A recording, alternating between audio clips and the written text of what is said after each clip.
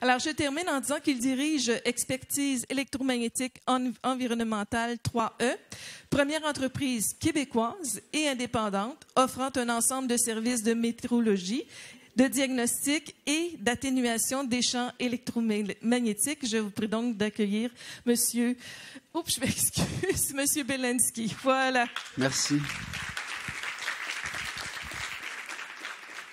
Alors voilà, on a eu 2 excellentes conférences auparavant. Donc, mon rôle, c'est plus de vous amener une approche pratique pour donner des trucs et des astuces pour carrément réduire notre exposition. Heureusement, il y a plein de belles choses qu'on peut faire. On n'est pas obligé d'abandonner nos belles technologies ou de s'en aller dans le bois ou dans le fond d'une caverne. Il suffit là, de connaître un peu à quoi qu'on a affaire puis de faire des bons choix technologiques par rapport à ça. Donc, je me promène à travers la province depuis 10 ans. On va détecter, mesurer, rapporter, informer et surtout atténuer de façon pratique et de façon mesurable. Donc, les produits qu'on pousse et les services qu'on offre vont donner des résultats concrets où est-ce qu'on va mesurer une baisse d'exposition. Et notre résultat au niveau de baisser des symptômes est assez éloquent. Jusqu'à 70% des clients qui nous appellent et qui ont des enjeux vont retrouver un état de santé meilleur ou bien meilleur après l'atténuation ou le contrôle de l'exposition. Donc, l'électrosmog moderne, c'est vraiment l'ensemble des champs électromagnétiques artificiels.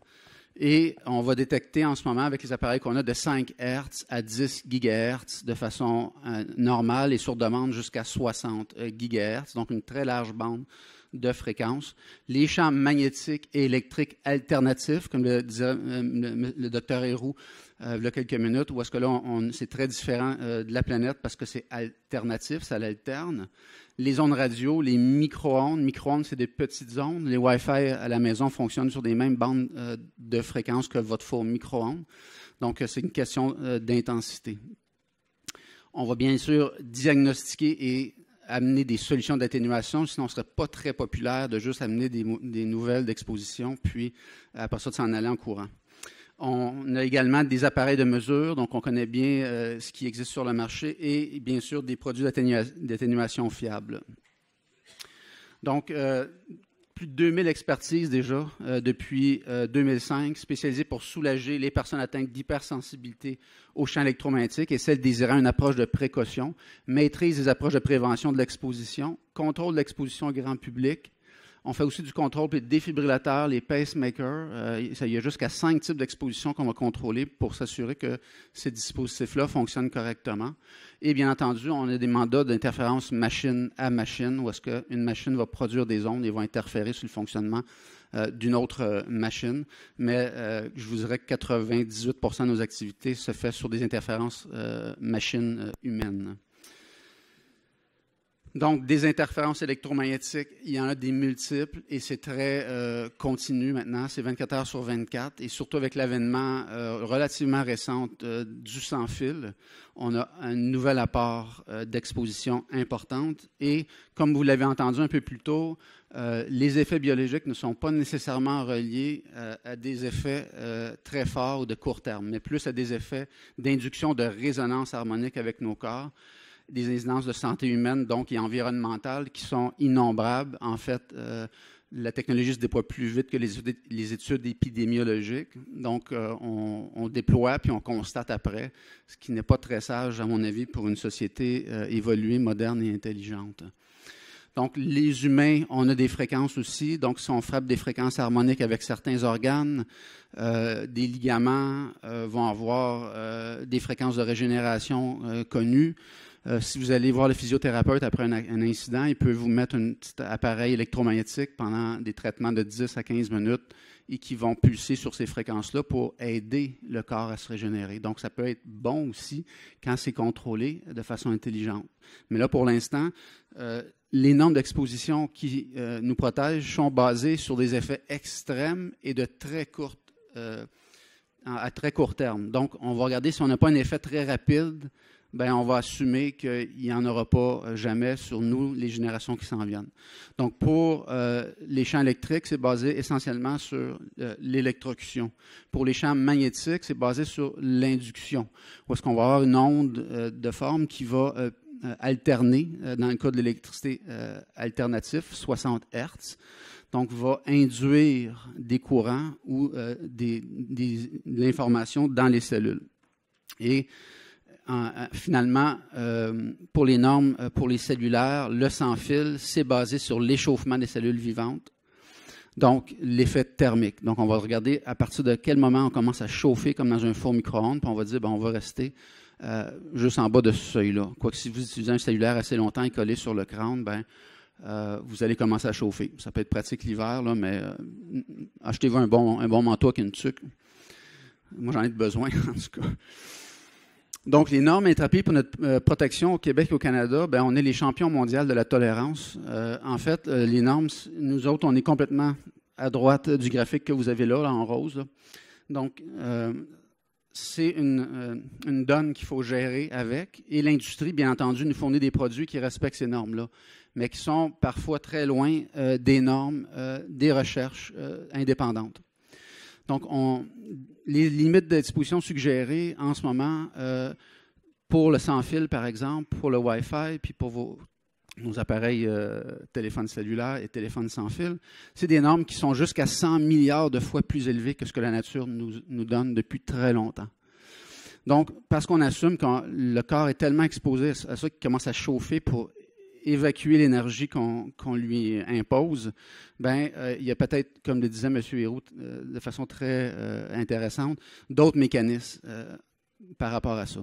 Donc, on va avoir des suggestions d'exposition, comme par exemple, on a le Parlement européen ou le Conseil de l'Europe qui va recommander en bas de 100 microwatts par mètre carré, qui est l'unité de mesure de densité de puissance dans ce cas-ci, alors que la norme présentement ici au Canada, c'est en fait 4 millions et 10 millions de microwatts par mètre carré, mais pour moins de 6 minutes. Parce que là, on commence à chauffer, dépendamment de la fréquence. Donc, ça ne fait que la tolérance nous amène des expositions qui sont encore aujourd'hui de plus en plus élevées d'une journée à l'autre. C'est la même chose pour les champs électriques basse fréquence, donc tout ce qui vient de l'électricité de nos maisons, mais également du réseau de distribution électrique qu'il y a un peu partout. Comme par exemple, des parcs pour enfants, des CPE ou des écoles sont parfois construites en dessous des lignes de haute tension. Et là, on peut très bien mesurer des expositions de champs électriques et de champs magnétiques, comme on a parlé un peu plus tôt. On va faire la distinction un peu entre les deux. Il y a le Conseil d'Europe qui, en 2011, a voté une résolution pour appliquer toute mesure d'atténuation raisonnable après avoir réviser les études épidémiologiques et les études scientifiques très nombreuses sur le sujet. Et ils ont demandé de revoir les fondements scientifiques des normes actuelles d'exposition. D'ailleurs, le ICNRP, c'est le Canada. Et de porter une attention particulière aux personnes électrosensibles atteintes du syndrome d'intolérance au champ électromagnétique qui est maintenant diagnostiqué. Donc, il recommande, entre autres, le Conseil d'Europe, une mesure de prudence et d'essayer d'être en bas de 100 microwatts par mètre carré en moyenne à l'intérieur des maisons et en bas de 1000 microwatts par mètre carré à l'extérieur, considérant qu'on va avoir littéralement dans la ville de Montréal des milliers d'antennes qui nous exposent à tout moment. Donc, c'est des suggestions qui sont, bien entendu, quand on regarde les chiffres, beaucoup plus basses que la norme permise actuelle et très, très loin du seuil d'effet thermique. Et on en a beaucoup.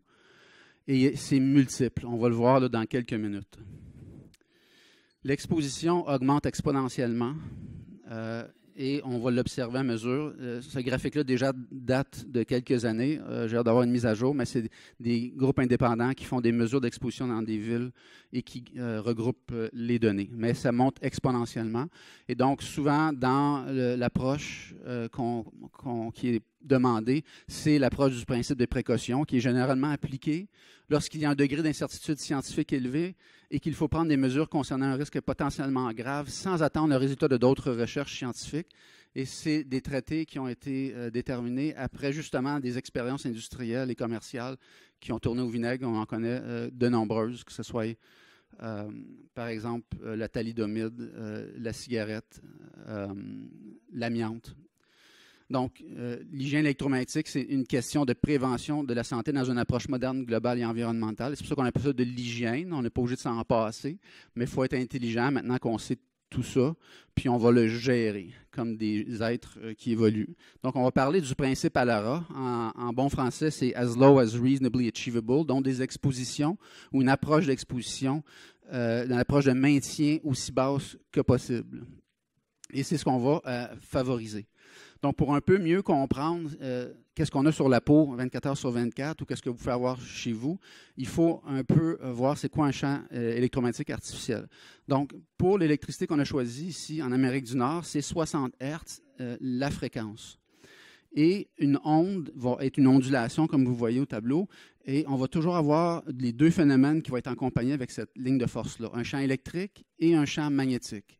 Et pour les gens qui veulent mesurer ça, bien, ça prend des appareils différents pour chacun d'eux. Mais la source est la même. Le champ électrique est toujours présent aussitôt qu'on a une tension et le champ magnétique va commencer à faire son apparition la majorité du temps quand on a une consommation électrique. La fréquence, elle est très basse, pas loin du corps humain ou pas loin des harmoniques du corps humain. Donc, 1 Hz, c'est une oscillation seconde. 60 Hz, on parle de 60 oscillations secondes. Donc, 120 changements de direction par seconde à travers le corps. Votre téléphone sans fil à la maison ou votre four micro-ondes fonctionne probablement autour de 2,4 GHz, donc 2,4 milliards d'oscillations secondes. Mais c'est une bande porteuse souvent. Donc, on va la pulser, cette source-là, puis on va l'attacher avec d'autres sources. Donc, on va avoir des résultats où est-ce qu'on a une émission, mais plusieurs fréquences. Et certaines d'entre elles sont reliées à des effets biologiques à court, moyen ou long terme. Donc, on peut avoir une source et plusieurs expositions avec une seule source. Donc, un radio-réveil matin, par exemple, pas loin de votre tête, va vous donner une source d'exposition de champ magnétique, dépendamment du réveil matin, jusqu'à environ 2 à 3 pieds, pas loin d'1 mètre. Mais il va donner une exposition de champ électrique aussi, parce qu'il est branché, puis il utilise la tension, puis l'appareil n'est pas blindé. Et les contrôles électroniques dans l'appareil peuvent donner une radiofréquence, qui est un sous-produit, finalement, qu'on va retrouver suite à l'utilisation de l'électronique. Et lui, on va le retrouver parfois à plusieurs mètres autour du dispositif. Donc, un simple radio-réveil peut avoir des quantités d'ondes mesurables sur une vaste amplitude. Donc, quand on fait un travail pour une personne qui veut la prévention ou qui a des problèmes de santé, il faut adresser toutes ces ondes-là, puis il faut être bien sûr équipé pour les mesurer.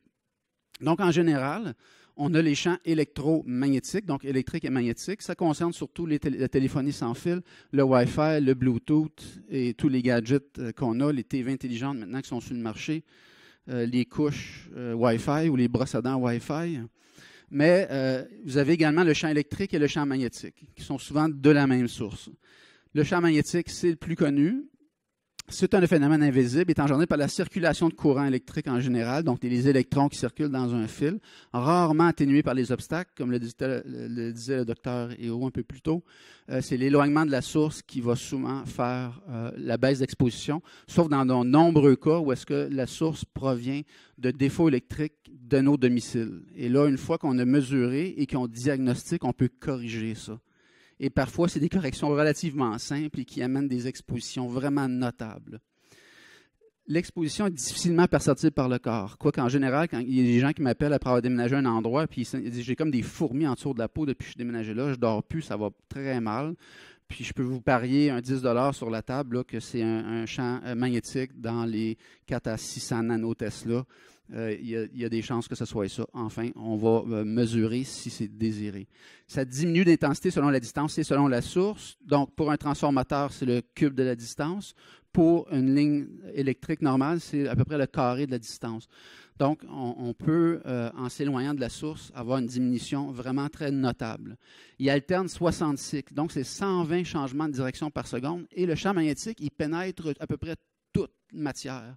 Donc, on a vraiment une vibration à l'intérieur de nos cellules, une induction où est-ce que les lignes de force vont induire des énergies, mais à l'intérieur de notre biologie. Je voudrais répéter la demande de tantôt. S'il y a des gens, s'il vous plaît, qui avaient des téléphones cellulaires ou des tablettes, s'il vous plaît, les mettre en mode avion. Ça serait très important parce qu'il y a des gens aujourd'hui qui sont venus ici qui ont des problèmes d'électrosensibilité ou d'hypersensibilité. Les plus sensibles ne sont pas venus aujourd'hui parce qu'ils ne peuvent pas venir à Montréal. Mais il y a des gens qui souffrent en ce moment. Donc, on réitère, s'il vous plaît, la demande de mettre vos appareils sans fil en mode avion. Merci beaucoup. Merci de votre... Non, éteint, ça ne fonctionne pas. Il faut le mettre en mode avion. Merci de votre collaboration. Excusez-moi. Donc, la plupart du temps, éteint, ça fonctionne, mais il y a certains dispositifs, même éteints, vont continuer de communiquer. Là, la science n'a pas de limite. Donc, pour revenir au champ magnétique alternatif, c'est souvent l'éloignement de la source. Donc, ici, j'ai illustré un peu ce que j'appelle un baril magnétique ou l'influence d'un champ magnétique autour d'une ligne de transport. Et ça, c'est comme un organe. Ça va fluctuer selon la consommation et selon le type de connexion de cette ligne-là. Mais heureusement, on a quand même une forte atténuation avec la distance. Donc, déjà à 20 ou 40 mètres ou 60 mètres de certaines lignes, donc chaque force de ligne est illustrée par une couleur là, sur le graphique, on a quand même une forte baisse d'exposition. Mais cette exposition-là, c'est une des plus ennuyantes dans le sens où elle n'est pas atténuable.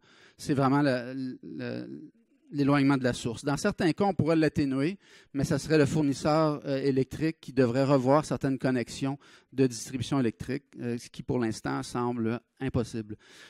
Si vous allez sur le site d'Hydro-Québec, si c'est encore là, vous pouvez voir des expositions théoriques en déplaçant le bonhomme par rapport à un type de ligne.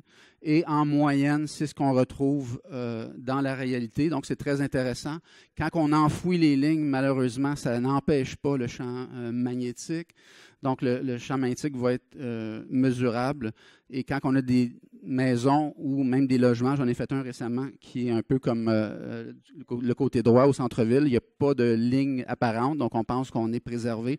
Mais en fait, il y a une ligne de transport qui passe sous la rue. Donc ça, on va pouvoir le mesurer très efficacement avec les appareils. Le plus souvent qu'autrement, on va trouver des champs magnétiques qui viennent de nos installations électriques. Donc là, une fois qu'on diagnostique ça, si j'ai un niveau d'exposition que je mesure, puis là, je diagnostique les sources, je peux arriver à déterminer, j'ai tant d'exposition qui vient de X sources. Et là, on va travailler à atténuer cette source-là. Et là, on a des fortes baisses. Parfois, j'ai une garderie qu'on a atténué les champs magnétiques de 95 donc, on a des bons taux de succès. Mais ça va varier vraiment d'un endroit à l'autre. Et c'est des phénomènes de boucle magnétique. Et c'est souvent des enfreintes au code de l'électricité. Donc, quand on fait des vérifications à ce niveau-là, que ce soit des maisons neuves ou même des vieilles maisons, on va remettre en ordre le réseau électrique dans la maison. Mais souvent, c'est qu'on va le voir avec des appareils électromagnétiques qui vont nous dire « Ah, là, j'ai une surexposition qui n'est pas normale. C'est une enfreinte au code X. On va le corriger. On a identifié la source, on va le corriger. » Et là, c'est des travaux, des maîtres électriciens qui doivent rentrer. Et après ça, on fait le suivi sur le travail. À Montréal, souvent, ces champs magnétiques-là sont accentués par des phénomènes de courant de plomberie où est-ce qu'on a des boucles qui sont créées entre Hydro-Québec, mais également l'aqueduc municipal où les gens vont avoir des mises à la terre. Et là, on va avoir des courants qui se promènent. Mon record dans la ville de Québec, c'est 11 ampères sur la mise à la terre. Donc là, ça nous fait des boucles immenses. Et là, ça ne réduit plus au cube de la distance. Le problème, c'est que ça va s'étendre à peu près à la largeur des boucles. Et ça va fluctuer parce que l'électricité suit toujours le plus court chemin, le chemin le plus facile. Donc, si j'ai une consommation X à ce moment-là, j'ai telle boucle avec telle force. Puis là, 10 minutes plus tard ou 10 secondes plus tard, j'ai une autre consommation. Donc là, on va avoir des fluctuations continuelles et parfois très grandes. Donc, on peut quand même travailler là-dessus, surtout dans les maisons qui sont isolées comme la présentation que j'ai là, où est-ce que là, le phénomène de boucle il est plus distant. Donc, quand on travaille sur un phénomène, on va avoir des baisses plus intéressantes que dans les milieux urbains où est-ce qu'on a ces phénomènes-là, mais tout le monde est collé les uns sur les autres.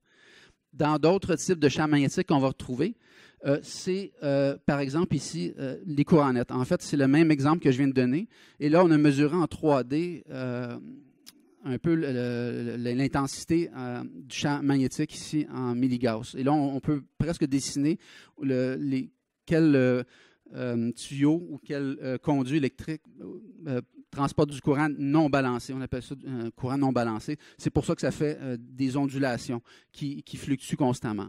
Dans ce cas-ci, on a atténué environ à 85 % l'exposition après mesure et atténuation. Ici, j'ai un exemple où est-ce que il y avait une plainte, la personne à 3 heures du matin se réveillait. J'ai un travailleur de nuit qui arrivait le soir puis qui allumait l'éclairage néon à l'étage inférieur. Et ça, c'est l'impact du champ magnétique, du ballast, de l'éclairage néon qui est au plafond de l'étage d'en bas, mais au plancher du dormeur. Et là, vous voyez, on a quand même une bonne exposition. L'exposition a été éliminée dans ce cas-là. On a tout simplement choisi un système d'éclairage qui ne crée pas de champ magnétique. Donc, c'est des choses que quand on ne sait pas, on peut avoir de fortes expositions, mais quand on le sait, on peut les éliminer presque à 100% ou à 100% dans bien des cas. Les appareils qu'on utilise sont également des exposants. Si on prend, par exemple, les fours électriques, surtout pour les femmes enceintes, où est-ce que le fœtus n'est pas loin de la source, on va essayer de favoriser les ronds du fond, par exemple, et passer le peu de temps possible autour de la casserole, puis on va se reculer après ça pour faire la préparation de nourriture ailleurs. Sinon, on a des poêles au gaz qui, bien sûr, sont non exposants à ça, sauf exception, faites attention. J'ai déjà vu un poêle au gaz, c'était les petits éléments lumineux là, qui étaient très beaux, là, très, très mode, là, mais qui donnaient de fortes expositions au niveau du système digestif. En dehors de ça, on recommande d'éviter les fours à induction, bien sûr, parce que ça crée des champs magnétiques dans les casseroles. Et les fours en vitrocéramique, les poêles en vitrocéramique sont moins exposants en général que les plus vieux poêles là, avec des ronds circulaires. Là. Quand on sèche les cheveux, moi, ça ne dure pas longtemps, mais il y a des gens qui vont sécher les cheveux un peu plus longtemps. Donc, la distance fait l'atténuation. Donc, ici, dans cet exemple-là, à 10 cm, j'ai 100 nanotesla ou 1 milligauss d'exposition, alors qu'à 15 cm, j'ai 30 000 nanotesla ou 300 milligauss d'exposition. Donc, on pourrait avoir encore des séchoirs, peut-être mettre le moteur attaché sur un mur ou sur un bloc et avoir un genre de tuyau flexible, puis se lécher les cheveux, puis avoir zéro exposition à ce niveau-là. Si on a la demande, on a des cerveaux, on a des ingénieurs qui designent les produits, on nous les fournit. Donc, c'est tous des petits exemples où est-ce que l'effet chronique de l'exposition au champ électromagnétique, ce n'est pas un gros effet une fois ou deux par jour, c'est la multiplicité des doses et des sources 24 heures sur 24. Donc, chaque fois qu'on fait une petite affaire, on vient réduire, on vient réduire, on vient réduire. Puis, à un moment donné, on a une réduction globale qui est quand même très intéressante. J'ai parlé à une coiffeuse récemment qui a appelé parce qu'elle était soucieuse de son exposition. Puis elle a dit, mon patron vient d'acheter des nouveaux appareils à faible émission de champ électromagnétique pour les coiffeuses. Donc, on voit que l'industrie est en train de répondre à une demande pourvu que nous, les citoyens, on la fasse et même qu'on tape un peu sa table pour dire non, je veux ce produit-là, sinon je ne le prends pas, votre autre produit. Donc, l'industrie nous fournit ça. On a des planchers chauffants électriques maintenant qui dégagent à toute fin pratique pas de champ magnétique parce que les ingénieurs ont recalculé la fabrication de ces appareils-là, de ces planchers-là, puis on a une exposition qui est à toute fin pratique négligeable. Donc, ça permet la réutilisation de ces technologies-là, en autant qu'on voit que la mention sur le paquet là, dit que ça a été fait dans ce sens-là. Ce n'est pas plus cher à produire. C'est un design différent, tout simplement. Donc, on a beaucoup de champs magnétiques dans la maison, des transformateurs, des câbles chauffants non compensés, des plaintes électriques. Les plaintes électriques, en fonction, vont donner de forts champs magnétiques. Donc, il faut garder jusqu'à 1 mètre de distance quand ils sont en fonction. Donc, on va réaménager les chambres ou changer de système de plaintes électriques. Il y a des plaintes électriques qui exposent moins. Donc, quand les endroits les plus restreints, on va changer la plainte pour gagner de l'espace non exposé dans ces endroits-là. Donc, les éclairages néons, bien entendu, sont de forts exposants de champs magnétiques. Aujourd'hui, c'est des néons à ballast électronique. On a moins de champs magnétiques, mais on a ce qu'on appelle une électrostatiale, une radiofréquence qui est phénoménale par rapport à ces technologies-là. Donc, le néon, malheureusement, reste une technologie fortement polluante au niveau électromagnétique sur plusieurs aspects. Ce qui m'amène au champ électrique basse fréquence. Ici, j'ai un fil en vue de coupe. Donc, aussitôt qu'on a une tension dans un fil, on a un champ électrique qui jaillit du fil et qui va réduire quand même rapidement. Il est engendré par la tension électrique. Donc, même si on ne consomme pas de courant, il y a une exposition mesurable. Et bien entendu, les fils sont faits pour satisfaire la norme gouvernementale qui dit que c'est 4170 volts par mètre sur la peau qu'on suggère de rester en bas de ça. Alors que les recherches indépendantes nous disent c'est peut-être mieux en bas de, idéalement, 1 volt par mètre sur la peau, ou sinon 5 volts par mètre pour être faible. Parce qu'il faut avoir des chiffres pour travailler si on veut commencer à avancer là-dedans. Le champ magnétique, il ne passe pas à travers le corps. Le champ électrique ne passe pas à travers le corps comme le champ magnétique. Il va changer la polarité à la surface de la peau. Et là, c'est la polarité qui va être transformée au niveau de l'intérieur du corps. Donc, c'est un type d'exposition qui, pour nous, est très différent. Mais il est atténuable. Lui, il est plus facilement atténué par des obstacles physiques. Perceptible par la peau dans bien des cas. Encore une fois, il alterne 60 cycles. Donc, j'ai une alternance d'exposition très rapide et très proche des fréquences humaines. Et les sources sont quand même assez nombreuses. Ça peut être une distribution électrique locale ou même une ligne de transport. Cette ligne de transport-là, qui est un triphasé, va avoir environ 25 000 volts de tension sur les fils. Et là, les fils sont dénudés, donc là, le potentiel veut retourner à la Terre parce que la planète veut retourner toujours au potentiel zéro.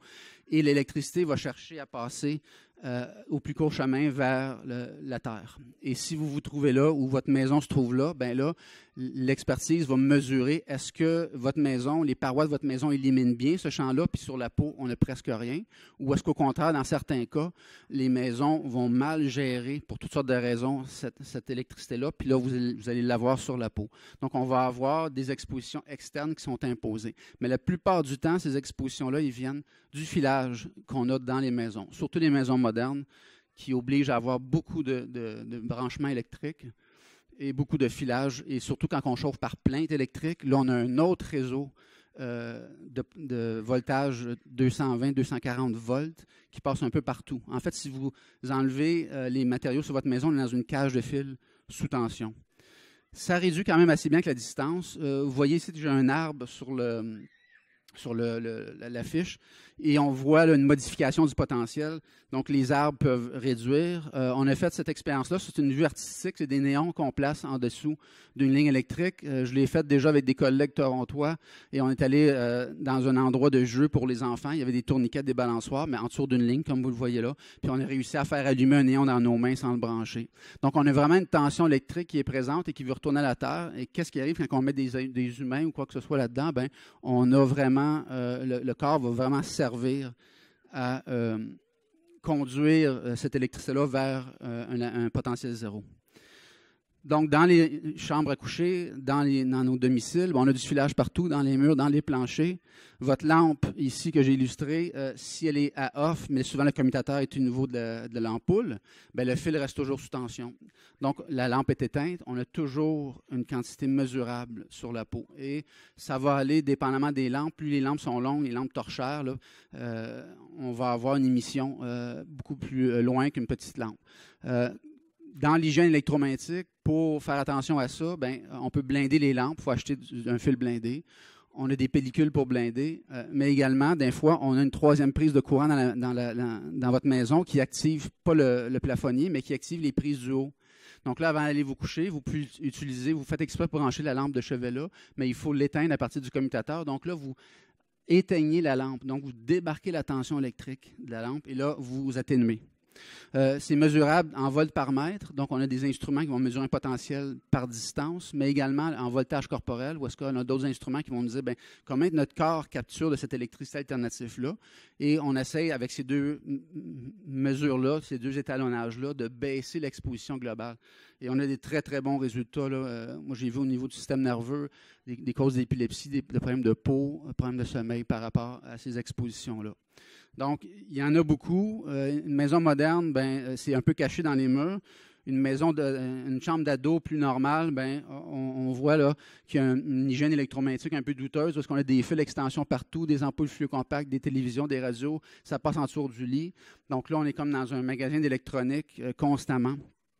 Et il y a des effets secondaires, comme l'avaient mentionné nos deux conférenciers avant ma conférence, où est-ce que le potentiel électrique va faire des charges, où est-ce que certaines particules vont se coller naturellement à ces charges-là. Donc, on a un débalancement des ions positifs et négatifs. Et puis pour moi, dans l'approche d'hygiène électromagnétique, si on vient faire attention à notre environnement, on devrait retrouver des ions positifs et négatifs relativement égales. Quand les gens ont besoin vraiment d'ionisateurs, c'est que là, on injecte des ions négatifs pour rebalancer, mais le problème vient peut-être que l'environnement est débalancé. Donc là, on se retrouve avec trop de quelque chose puis pas assez. Également, certains polluants ont des charges électriques. Donc là, les polluants vont s'accumuler à certains endroits et moins à d'autres. Donc, on va avoir des concentrations de polluants, le diesel et même certains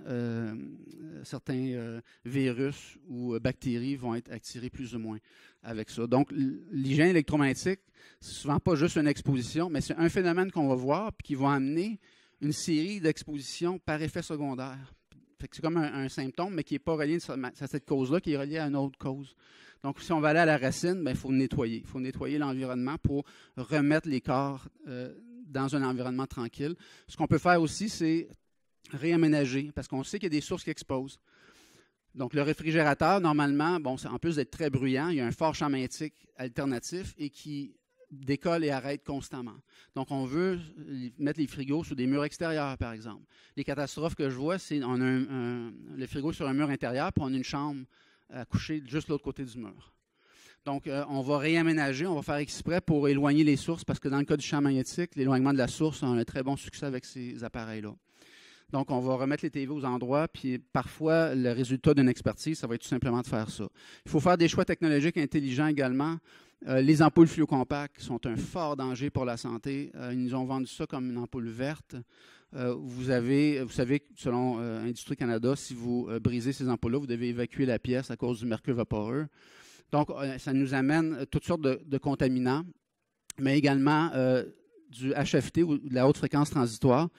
Même sur le site de Santé Canada, si vous prenez le temps d'aller lire, à part d'évacuer la pièce une fois que vous avez cassé l'ampoule fluocompacte, ils vont vous dire que ces ampoules-là, il y a une mise en garde sur le rayonnement ultraviolet et les champs électriques de type radiofréquence émis par les ampoules. C'est environ 43 kHz pour ces technologies-là.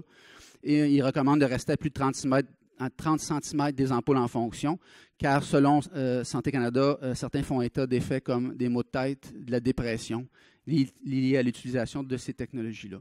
Dans l'hygiène électromagnétique, on va éliminer ces technologies-là, surtout que la prétention que vous allez économiser beaucoup sur l'éclairage, oui, c'est 80% moins de consommation électrique. Bon, quoique l'éclairage, c'est souvent pas le gros de notre budget. Mais l'ampoule à filament, la bonne vieille ampoule à filament, oui, elle consomme plus, mais l'excédent de consommation s'en va en chaleur, qui est le même coût que le chauffage. Donc, il n'y a pas vraiment de perte ici au Québec, sans compter que dans l'ampoule fluocompacte, vous avez le ballast électronique, des métaux nobles, donc les entreprises minières là, sont très satisfaites de ça. Bon, on me dit qu'il me reste seulement que 5 minutes, fait que je vais un peu accélérer. Dans les champs électriques haute fréquence, on va avoir bien entendu les tours cellulaires. Chaque émetteur va émettre sur une certaine distance avec plusieurs fréquences. Et la densité de puissance va baisser avec l'éloignement de la source. J'ai fait un mandat récemment et il y avait une personne qui n'arrivait pas à dormir et même elle était enceinte. Le docteur avait peur pour son enfant. Et puis, j'ai fait une recherche d'antenne à 800 mètres de son domicile. J'avais 1080 antennes commerciales d'installer sur Industrie Canada, en tout cas sur le répertoire d'Industrie Canada. Donc, la quantité de fréquences était... même mes instruments, je pense, ne voulaient pas rester là trop longtemps. On a eu des bons résultats. Là. Elle a fini par déménager, mais elle a acheté un lit baldaquin qui est des tissus de blindage et on a eu un bon résultat. Donc, quand vous utilisez des systèmes sans fil, vous êtes proche de la source au niveau de la tête, donc vous avez vraiment une pénétration au niveau du cerveau. Ou si vous utilisez une oreillette puis vous avez le téléphone dans votre poche, hein, je pense que 95% des ados ont un cellulaire maintenant, puis ils le mettent où dans la poche? Dans le poche en avant. Sinon, les jeunes femmes, j'ai vu souvent dans les brassières. Et là, il faut bien penser que ces systèmes-là, comme les iPads, il faut qu'ils émettent sur peut-être 2-3 km parfois pour aller chercher une antenne. Donc, on est vraiment proche de ces émetteurs-là. Et les antennes sont très nombreuses, sont cachées dans des mâts. Mon Dieu, dans la roche ici dans le parc est une antenne Wi-Fi. Le cactus n'est pas un cactus. L'arbre n'est pas un arbre. Et ça aussi, ce n'est pas vraiment ce que ça a l'air. Donc, ça va varier beaucoup dans des pièces. Fait que parfois, juste le positionnement dans un bureau administratif va faire varier énormément l'exposition des gens qui sont là. Donc, ici, on peut voir, la personne qui est plus sensible, si on la place dans une pièce du fond, elle va être épargnée par rapport au passage des ondes. Ça donne un peu une idée de l'impact des ondes qu'on a dans nos villes. Et bien sûr, on a mis des micro-émetteurs un peu partout. Des puces, on peut pucer les enfants dans les métros, partout. Là, on s'en vient avec des entrepôts où est-ce que chaque boîte va avoir un chip émettrice pour faciliter les inventaires. Donc, les expositions explosent en ce moment. Vous avez bien entendu les fameux compteurs intelligents qui vont donner des expositions pulsées constamment. Et voici un exemple d'un compteur intelligent, d'ailleurs, qui a été... J'étais témoin expert là, pour essayer de faire entendre l'approche de précaution auprès d'Hydro-Québec avant le déploiement des systèmes. Et là, on a un peu une illustration dans la cuisine de la dame, pas loin d'ici. Les pics, en fait, c'est des crêtes en ligne rouge où est-ce que le compteur émet, et puis là, il n'émet plus. Après ça, il émet et il n'émet plus. Donc, on a toutes sortes de fréquences, et les fréquences peuvent être pulsées pour reproduire d'autres sortes de fréquences. Donc, on a vraiment une multiplication des doses, et bien entendu, tous nos systèmes sont faits là-dessus. Donc, l'atténuation, la priorité pour nous, faire disparaître la source. Si on ne peut pas, dans bien des cas, s'éloigner de la source va être suffisant. Et si on ne peut pas s'éloigner de la source, là, on va regarder pour atténuer la source. Et il va y avoir des atténuations qui vont être différentes pour chacune des doses. À côté des lignes de transport, éloignement. Éloignement. Corriger. Donc là, quand on voit ça, on peut rentrer des spécialistes. Pour le champ magnétique, c'est très difficile à atténuer, mais il y a des matériaux qui existent. Vous êtes mieux de faire venir un spécialiste, on va évaluer la source, puis on va vous proposer quel matériau, à quelle quantité, puis où le mettre avec un potentiel. On va même pouvoir vous évaluer à combien qu'on va baisser au niveau de l'exposition. Pour le champ électrique, les arbres vont être une bonne atténuation, surtout pour les lignes qu'on a dans les cours arrière. Beaucoup de gens ont une petite mono, une petite ligne qui passe à l'arrière. Et puis, c'est 14 000 volts quand même, ces lignes-là. Donc, en tout temps, vous avez un bon champ électrique. Si vous avez un arbre, bien, le champ électrique, il veut retourner au sol. Il y a un arbre avec des racines. Donc, l'arbre va capturer une bonne dose du champ. Donc, on aime les arbres. Vive les arbres. Une bonne mise à la terre est très importante également dans ce cas-ci. Pour le fil sous tension, malheureusement, les gaines ne sont pas blindées, à peu près tout ce que vous achetez sur le marché. Donc là, on veut se tenir une distance prudente. Ça va aller jusqu'à 2 à 3 pieds facilement pour un fil extension. Donc, pour votre bureau, on va gérer les fils, on va rebrancher les choses, on va éloigner les appareils. Et si on ne peut pas éloigner, on peut avoir des gaines ici, comme c'est une gaine en plastique de graphite qui va baisser à 99 % l'exposition.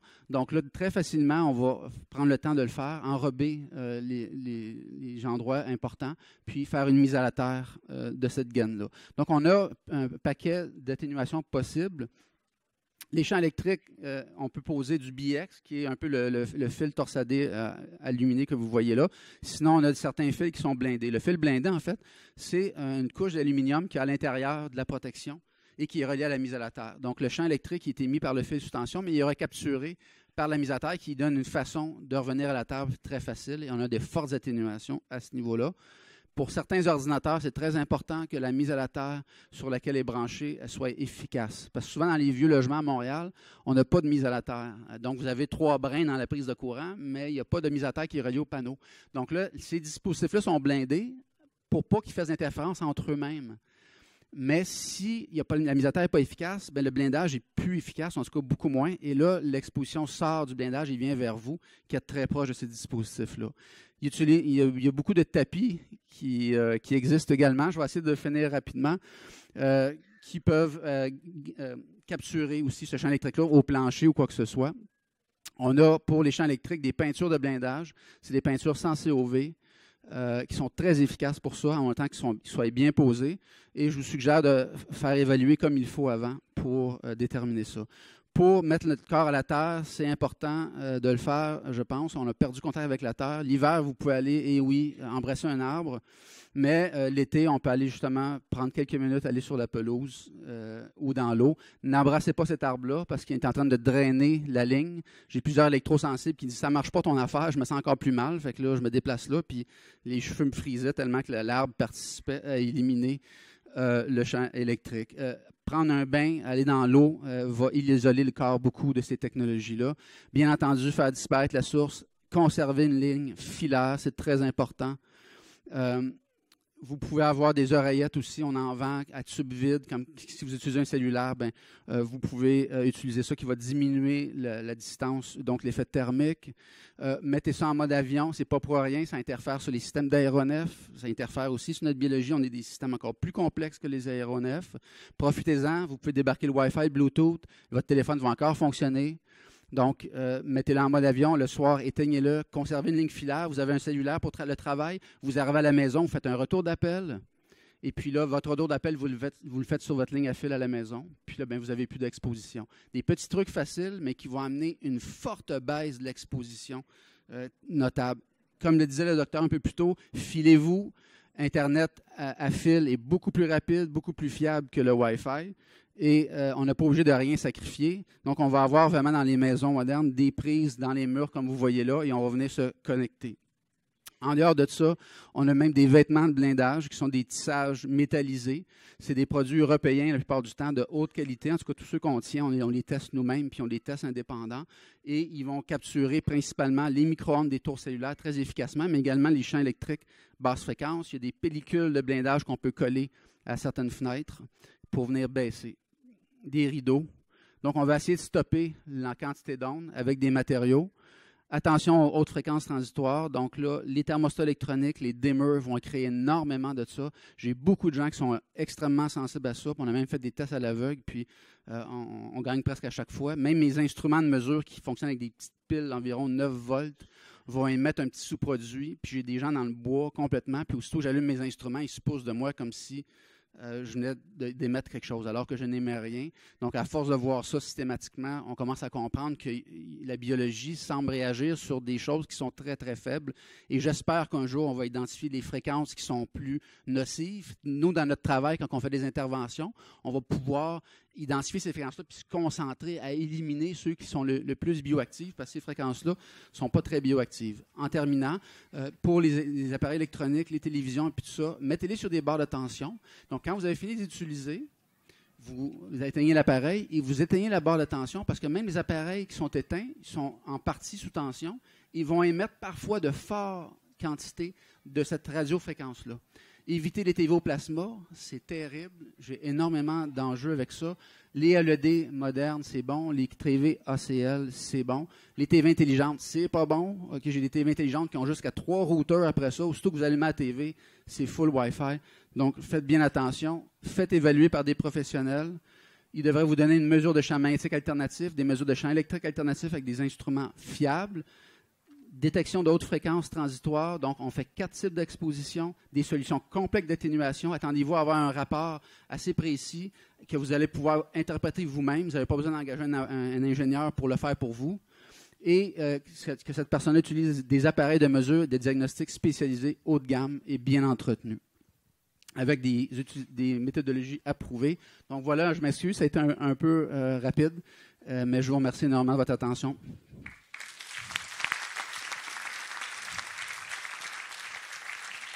Merci beaucoup, Stéphane.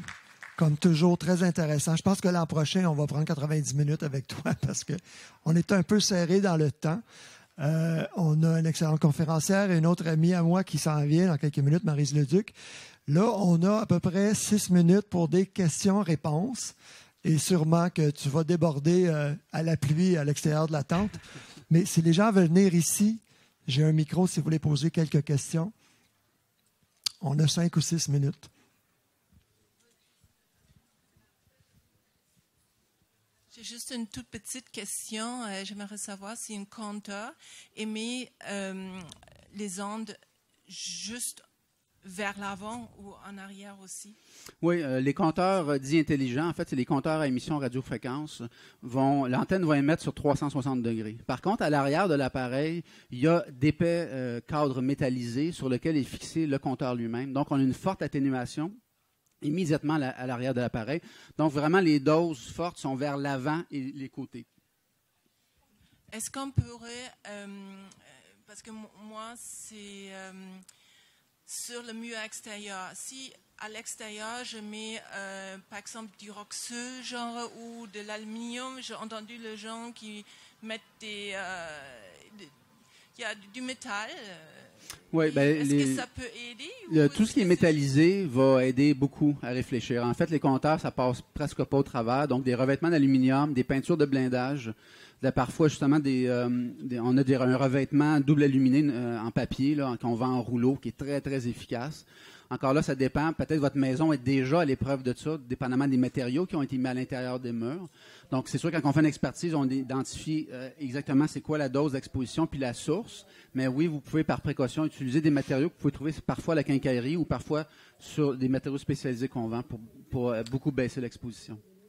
En passant, je vous invite à prendre une revue. En sortant, il y en a à gauche, derrière la machine pour prendre des dollars. Et aussi, à la table, à la sortie, on a un questionnaire très important pour nous que vous nous donner vos commentaires, votre appréciation, vos critiques au niveau des conférences. J'ai des cartes d'affaires aussi, si vous voulez, c'est à l'avant. S'il y a des gens qui veulent plus d'informations, prenez les cartes. Et sur maisoncène.ca, ces conférences qu'on a organisées aujourd'hui vont toutes être diffusées sur YouTube. Passez par maisoncène.ca d'ici 2, 3, 4 semaines maximum. Vous pouvez vous inscrire gratuitement sur le site pour recevoir un avis quand les conférences seront sur l'Internet. Merci pour votre conférence. J'aimerais savoir, est-ce que c'est possible de trouver facilement des gaines là, pour mettre autour des fils dont vous parliez tout à l'heure? Nous autres, on importe ça. Donc, tous les bons produits qui fonctionnent et qui sont à bas coût, des plus professionnels ou de base, là, on les tient sur em3e.com. Donc, n'hésitez pas, on a une boutique en ligne, puis on a une boutique réelle aussi, où les gens peuvent voir des applications. Et on a à peu près tout ce qu'on peut trouver qui fonctionne. Parce que faites attention, il y a beaucoup de choses qui ne fonctionnent pas vraiment et qui sont parfois à fort coût. Oui, bonjour. Est-ce que possiblement blinder une maison, peut-être à 99% contre la radiation au micro-ondes, peut changer l'équilibre électrostatique à l'intérieur de la maison? Est-ce que c'est une possibilité? Oui, c'est une excellente question. C'est sûr que la première approche, c'est qu'on blinde rien et on utilise des matériaux naturels pour laisser passer les champs électromagnétiques naturels de façon libre. Maintenant, nos environnements urbains et parfois en campagne sont tellement pollués que l'application minutieuse de blindage, si on le fait comme il faut, va amener des baisses de 99% de l'exposition, si c'est bien fait. Donc là, on va gagner, mais il n'y a rien de parfait. Souvent, ces matériaux-là sont mis à la terre. Les mises à la terre ne sont pas toujours très propres. Je le vois parce que je fais de plus en plus des fermes laitières, par exemple, où les animaux, eux autres, n'ont pas d'effet nocebo, placebo. Là. Puis quand on vient changer les mises à la terre ou ces petites donnes-là, on a des gros effets sur la production finale laitière. Mais on gagne, si c'est bien fait, vous allez gagner énormément au niveau de la baisse. Les places où ce que j'ai vu, c'était catastrophique, où est-ce que les gens ont appliqué de la peinture, c'est qu'ils l'ont mal fait. Ils n'ont pas suivi les instructions illustrées ou nos conseils qu'on donne. Et puis là, moi, j'ai été faire une vérification, on fait un suivi, on ne vous lâche pas là. Puis là, on a identifié le problème, puis on l'a corrigé là, à très bas coût. Mais est-ce que d'ultra blinder une maison, ça peut changer les ions à l'intérieur de la maison de façon peut-être moins intéressante? Je pense qu'il y a toujours un effet qui va varier. Si l'exposition artificielle est très basse à tous les niveaux, je pense que les ions naturels, la balance des ions positifs et négatifs va se rétablir, mais comme je dis, c'est pas parfait, mais on va gagner assurément. Okay. Puis une loupe d'esthéticienne qui n'émet pas beaucoup de champs magnétiques ou électriques, est-ce que vous avez déjà entendu parler de ça? Oui, il y a des lampes commerciales qui sont comme partiellement blindées. Il faut faire attention avec ces lampes-là parce que souvent, c'est des néons et c'est des lampes de proximité. Là, on est cuit, le champ magnétique qui passe à travers du métal. Donc, on va favoriser d'autres types moi, j'appelle ça des éclairages de proximité, d'autres types de technologies. Et comme je disais tantôt, l'ionisation de l'air est détruite, elle est dégradée par l'air trop sec en bas de 30% en hiver, et aussi par l'électricité statique générée par les matériaux synthétiques, comme le plastique, quand vous prenez des chocs sur le tapis, et évidemment les champs électriques émis par les appareils et les fils. Donc, si on réduit les champs électromagnétiques, l'ionisation de l'air devrait être de bonne qualité si on échange l'air, évidemment. En général, les matériaux naturels vont bien laisser passer et balancer les champs électromagnétiques naturels. Tout ce qui est plastifié, le nylon, les vêtements plastiques, les charges électrostatiques s'accumulent et là, on a un autre univers qui s'ouvre. Oui, moi, je veux savoir, j'ai de la difficulté à dormir, puis je me pose la question, mon lit, ma tête arrive vis-à-vis le compteur intelligent qui est sur la maison de ma voisine. Je suis vraiment pas loin. Là, je suis en train de me demander, si je couchais dans le sous-sol, est-ce que je serais plus protégée contre ça? Est-ce que le mur du sous-sol, ça protégerait mieux plus? Oui, en général, les sous-sols, c'est là qu'on retrouve le moins d'ondes, en tout cas, qui viennent des technologies sans fil, parce qu'il y a le sol qui nous protège, il y a un épais mur de béton. Donc là, on a des expositions qui sont parfois beaucoup plus faibles. Quand on a notre entrée électrique qui est de l'autre côté du mur, on a souvent le champ magnétique aussi qui va être assez important. Puis quand il est proche de nous, on a le filage qui part du panneau pour aller ailleurs dans la maison qui va nous donner plusieurs types d'expositions. Donc là, pour avoir le cœur net, c'est peut-être mieux de mesurer pour déterminer exactement à quoi on a affaire puis quoi faire pour remédier.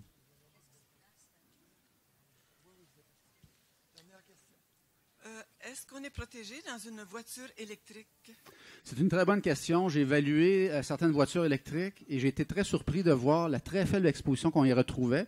Par contre, il manque des appareils de mesure maintenant parce qu'on va retrouver des champs magnétiques DC, mais pulsés lentement. Donc, un DC, mais pulsé, va ressembler à un champ magnétique alternatif. Donc, moi, je pense que c'est l'avenir, mais il faut que les ingénieurs tiennent compte dans le design de ces systèmes-là parce que la proximité aux chauffeurs ou aux occupants de ces technologies-là est forte. Comme par exemple, pour un défibrillateur, il y a certains chariots élévateurs qui sont vraiment inconfortablement sur le bord de la norme d'exposition pour le champ magnétique DC. Donc là, vraiment, l'éloignement de la source va faire une différence. Mais ils sont capables de designer des voitures maintenant qui sont à très faible exposition. Les pires que j'ai vus, c'est des voitures hybrides relativement petites avec des accumulateurs sous la banquette arrière. Et donc là, le moteur à l'avant et les échanges de courant qui se fait entre les deux. Et là, parfois, on a non seulement de fortes expositions, mais très fluctuantes. Merci infiniment, mesdames et messieurs. Merci, bonne journée.